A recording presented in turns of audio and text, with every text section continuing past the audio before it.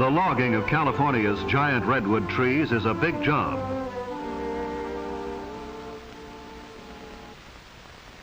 Even before the trees are felled, a railroad has to be built to take the trees to the mills to be cut into lumber. Surveyors lay out the lines that are followed by the railroad. The ties and the rails are laid even before the trees are felled. The X means that this tree will itself be used in moving other trees as soon as they are brought down and cut into logs.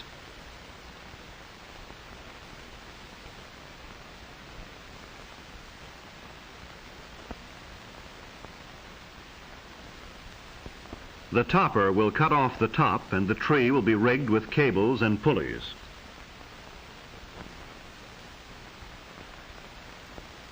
For most people, a job like this would seem too dangerous, but then logging is a hard and dangerous work, and these men take pride in their strength and courage. They are the men who fell the trees and get the logs out of the woods so that we may have lumber, for houses, for furniture, for the 1,000 uses of wood. And all in his day's work, over goes the top of this tree. The job of logging is well underway. Donkey engines are brought up to lift the big logs, haul them around and place them on railroad cars. Heavy cables and huge pulleys are needed to lift logs weighing up to 50 tons. The actual felling of a tree begins with the making of a scaffold for the axemen to stand on as they work. Then they begin their cutting their way into trees that may be as old as our civilization. For the redwood trees of California are probably the oldest of living things. The redwoods that grow along the coast live to be 2,000 years old. They are young at 350 years, they are mature at 1,000 years, and they reach old age at 1,500 years.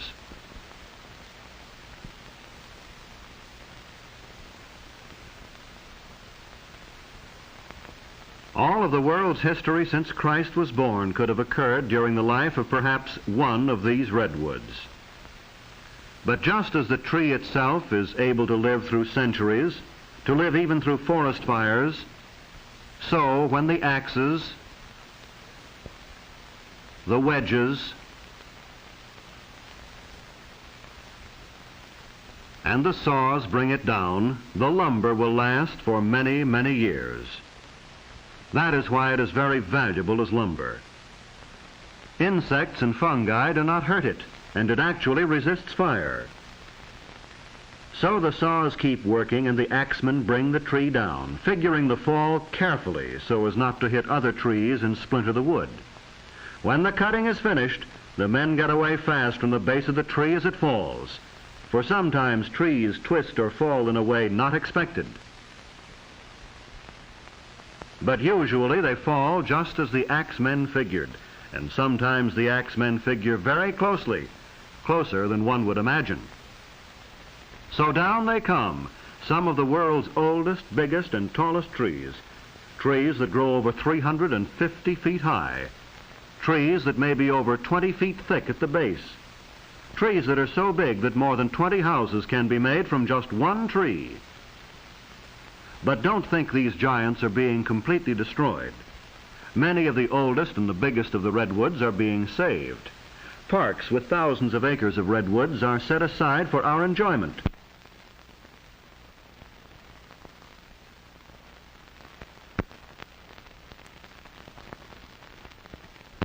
But now the logs are cut to the lengths wanted by the mills and the carpenters and started on their way to becoming boards useful to mankind.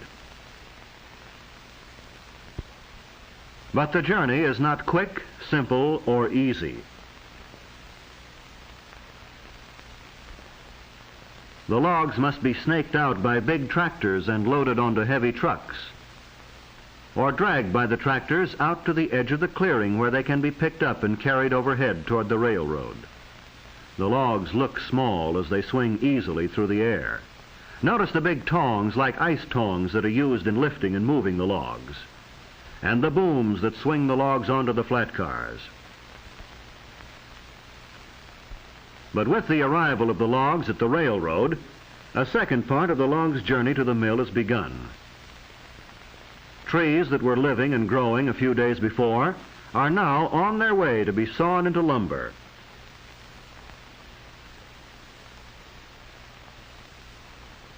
These coast redwoods are used for lumber, but there is another species of redwood which is not. It is the redwood of the Sierra Nevada mountains. The scientific name for both is sequoia, the name of a famous Cherokee Indian. The Sierra redwood is even bigger than the coast redwood. It grows to be as much as 40 feet thick at the base, and it lives longer. It may live to be 4,000 years old. Redwoods are today native only to California and a small section of Oregon. But thousands of years ago, they were to be found throughout Europe and Asia. They grew in countries that are now cold, but were at one time warm. Places like Alaska, Iceland, and Greenland. Their history goes back millions of years to the time of the dinosaurs. But here at the sawmill, the redwoods are just big logs that have to be unloaded into the mill pond. And the straight arm that is used in football is found here to be simple and efficient. Trainload after trainload comes to the mill to meet the huge demand for redwood in this country and abroad. The demand for a wood that will not rot, that termites will not eat, that fire cannot easily burn.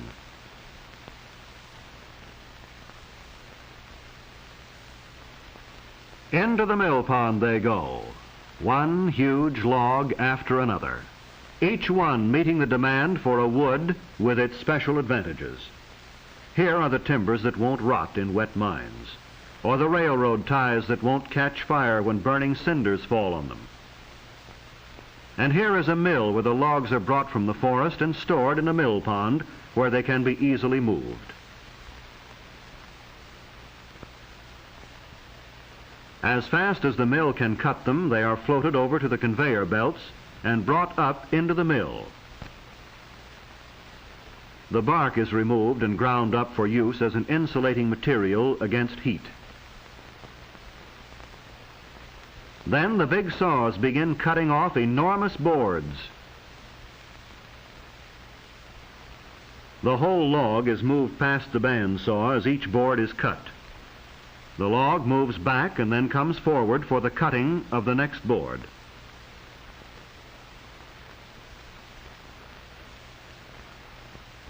After this, the boards with bad parts in them are cut. The trimmer man in the angel's roost, as it is called, can raise and lower his saws to cut out the bad sections and save the rest. Then the boards are checked and graded for quality. From here on, with the drying and the seasoning, our redwood trees have become lumber. Instead of enormous trees miles away in the forest, we have timbers and boards being sorted and piled, stacked as high as a small tree by this hilky piler. And when the wood becomes seasoned, it will be shipped all over the world, taken from mills like this and transported to wherever redwood is needed. But when we look at stacks of redwood lumber, we may well be reminded of its ancient history, for this is lumber from a species of tree that has survived for millions of years. Trees that can withstand the insects and diseases that kill off other species. Trees that can withstand fire. Trees that tower over 350 feet. Trees that live to be 2,000 and 4,000 years old. The tallest, biggest, oldest trees in the world.